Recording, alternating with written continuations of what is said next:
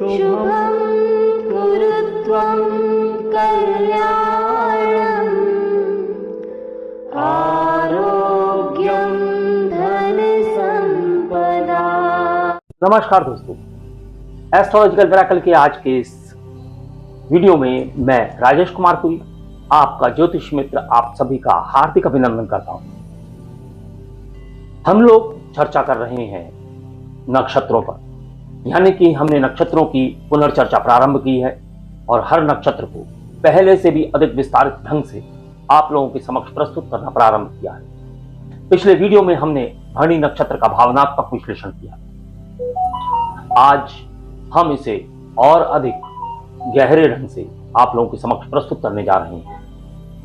भरणी नक्षत्र के जातकों के सभी पहलू आज के वीडियो में कवर किए जा रहे हैं। अगर हम भरणी नक्षत्र की बात करें तो भरणी नक्षत्र मेष राशि में 13 डिग्री 20 मिनट से लेकर 26 डिग्री 40 मिनट तक फैला हुआ है, यानी कि 13 अंश 20 कला से लेकर 26 अंश 40 कला तक। इसे दिशाओं का तारा कहा जाता है। इसका स्वामी शुक्र है, जो भोग, विलास, सौंदर्य, प्रेम, कला और ऐश्वर्य का प्रतीक है। इस नक्षत्र का जो प्रतीक है वह स्त्री के गर्भाशय का खुलना है, जो सृजन और जन्म का संकेत देता है। इसे हाथी के प्रतीक से भी जोड़ा जाता है, जो शक्ति और धैर्य का कारक बनता है। जब हम इसके देवता की बात करते हैं तो देवता इसके यमराज हैं। यमराज जो कि न्याय, अनुशासन और आत्म संयम का प्रतीक माने जाते हैं। यम मृत्यु और पुनर्जन्म के चक्र को नियंत्रित करते हैं और कर्मों के आधार पर न्याय करते हैं, जो पितरों के रक्षक भी हैं और शनि के पिता विवस्वान, सूर्य और छाया के पुत्र भी माने जाते हैं। उनके प्रभाव से इस नक्षत्र के जातकों में न्यायप्रियता, सत्यता और ईमानदारी की प्रवृत्ति दिखाई देती है। अगर हम इस नक्षत्र के जातकों की प्रमुख विशेषताएं और स्वभाव की बात करें तो भरणी नक्षत्र के जातकों का जीवन द्वंद्वों से भरा होता है।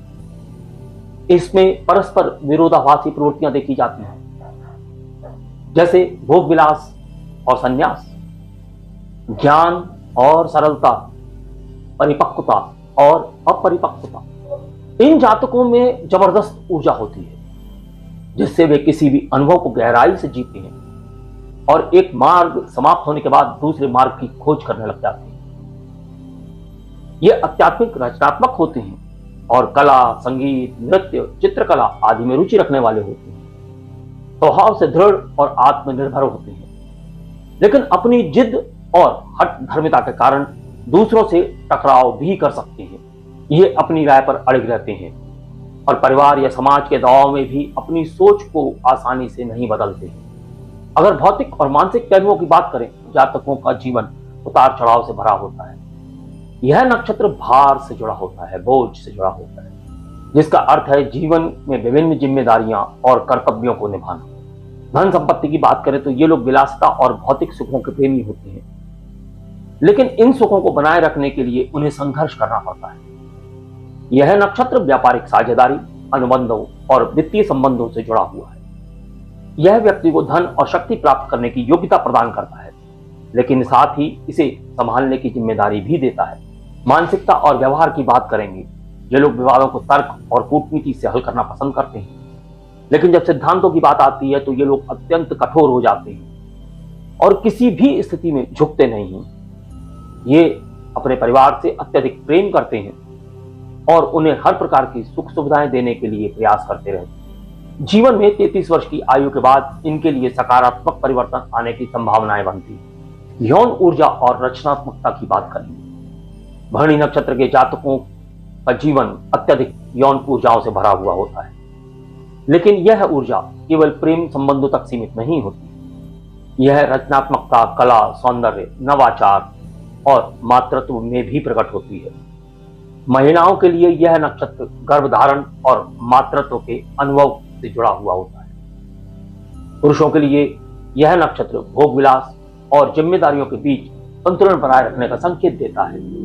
जब हम प्रतीक और शक्तियों की बात करते हैं तो इसका प्रतीक होता है मिट्टी का बर्तन और हाथी।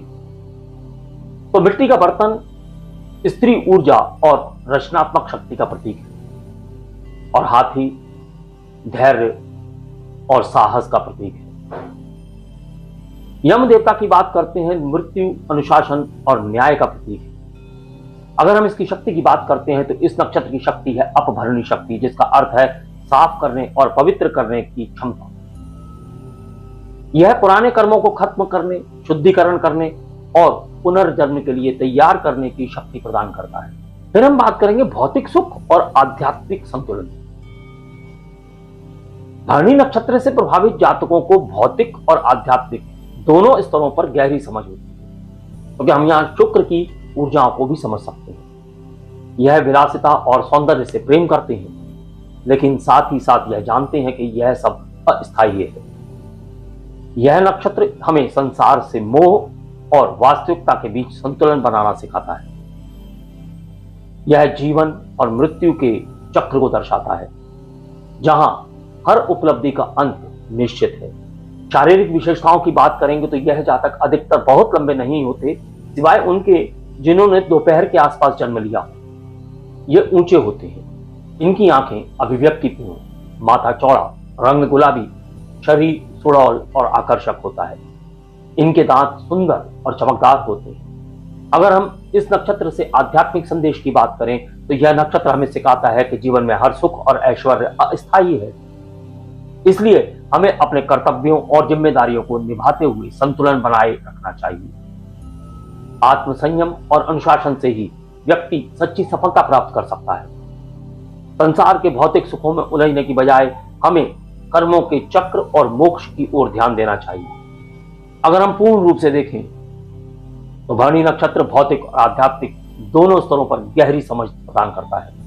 यह धन, ऐश्वर्य, सौंदर्य और भौतिक सुखों की ओर आकर्षित करता है, लेकिन साथ ही साथ यह सिखाता है कि यह सब कुछ क्षणिक है, टेम्परेरी है। यह नक्षत्र अनुशासन, आत्मसंयम, न्याय और जिम्मेदारियां उठाने की शक्ति देता है। इसका संबंध मृत्यु और पुनर्जन्म के चक्र से है, जो कर्मों के आधार पर आत्मा की यात्रा को निर्धारित करता है। भरणी नक्षत्र के जातकों को चाहिए कि वे संसार के भौतिक सुखों और आध्यात्मिक ज्ञान के बीच संतुलन को बनाकर जीवन जिए। आज का प्रस्तुतिकरण आपको कैसा लगा, जो हमने भरणी नक्षत्र के जातकों के चरित्र चित्रण को लेकर किया है? यदि आपको यह प्रस्तुतिकरण अच्छा लगा है तो आपसे मेरा अनुरोध है कि वीडियो को लाइक करें, चैनल सब्सक्राइब करें और बेल आइकॉन का बटन दबा दें, ताकि आने वाले जितने भी ज्ञान के वीडियोस हैं वह आपको समय से प्राप्त हो सके। अगले वीडियो में हम भरणी नक्षत्र के चारों चरणों की बात करेंगे। साथ ही साथ उससे आगे हम लगातार इस नक्षत्र के जीवन के विभिन्न पहलुओं के बारे में भी चर्चा करेंगे। अगले वीडियो तक के लिए मैं अपनी वाणी को विराम देने की आज्ञा चाहूंगा। नमस्कार, धन्यवाद। शुभं कुरु त्वं कल्याणम्।